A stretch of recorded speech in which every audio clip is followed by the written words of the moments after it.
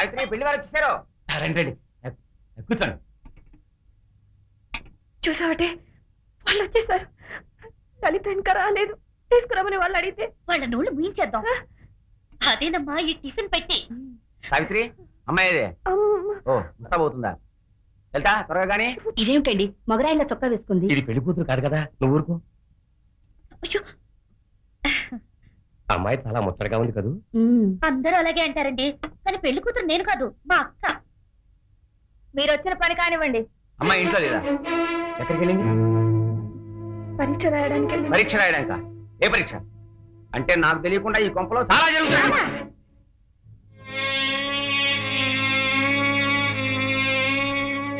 ఈ అవతారం ఏమిటి? రా బాబు రారా, పెళ్లి కొడుకు వచ్చాడు.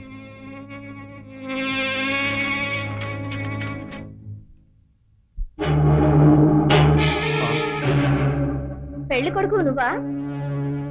భలే సంబంధం తెచ్చాడు మా నాన్న. ఏ లేరా? ఏంటే మాట్లాడు? నువ్వు లోపల వా. నువ్వు కూర్చో బాబు.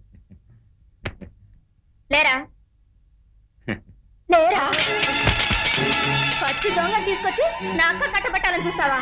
మొన్నే వెళ్ళి పోలీసులకు పట్టించాను. చాలా గొప్ప మర్యాద చేసావయ్యా. అమ్మా రండి.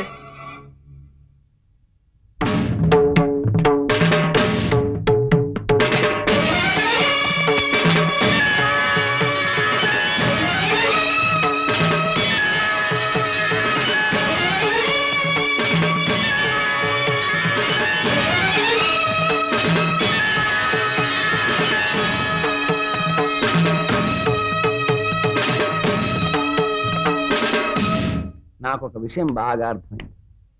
వీళ్ళను పుట్టించడానికి తప్ప ఇంకెందుకు వీళ్ళకి తండక్కర్లేదు. అయినా వీళ్ళని నేనేమి అన్నా. కానీ 30 ఏళ్ళు కాపురం చేసి నువ్వు నాకు ద్రోహం చేసేవే. నాకు తెలియకుండా వీళ్ళని చేస్తుంటే నాతో ఒక్క మాట అయినా అన్నావా? ఎందుకు చెప్పాలి? మమ్మల్ని కన్న బిడ్డలాగా కనీసం మనుషుల్లాగైనా చూసావా? జాకెట్ చిరిగిపోతే నా అందాలని ఎరగా పెట్టి సిగరెట్ తెప్పించుకునేవాడివి. నీకు చెప్పి మాత్రం ప్రయోజనం ఏమిటి? నాకు తెలిసే ఈ అనాథం ఉండి అంట చూసుకునేగా మీరు ఇలా రెచ్చిపోతున్నారు. నాన్న, నువ్వు ఎవరినైతే అనాథం తిడుతున్నావో ఆ అనాథ కొంపకు దిక్కైంది. అనామకులైన మాకు ఆకాశమంత ఎత్తుకెదిగే ధైర్యం ఇచ్చింది.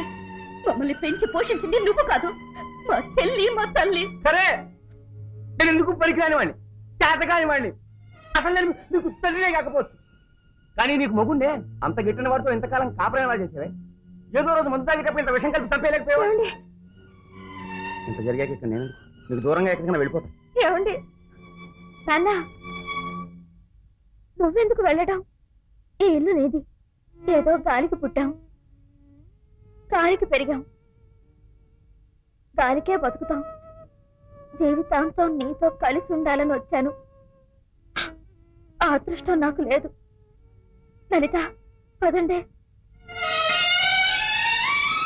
ఏమే నీకేమైనా పిచ్చ కింద? వెళ్ళనివే.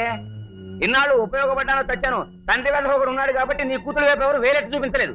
రేపటి నుంచి చూడు, దాని స్టూడెంటే దాని కొంగులు అవుతాడు, దీని టీచర్ దీన్ని పక్కలో పడుకోమంటాడు. ఇవి శాపనార్థాలు కావు, సత్యాలు. జరగబోయేది అది.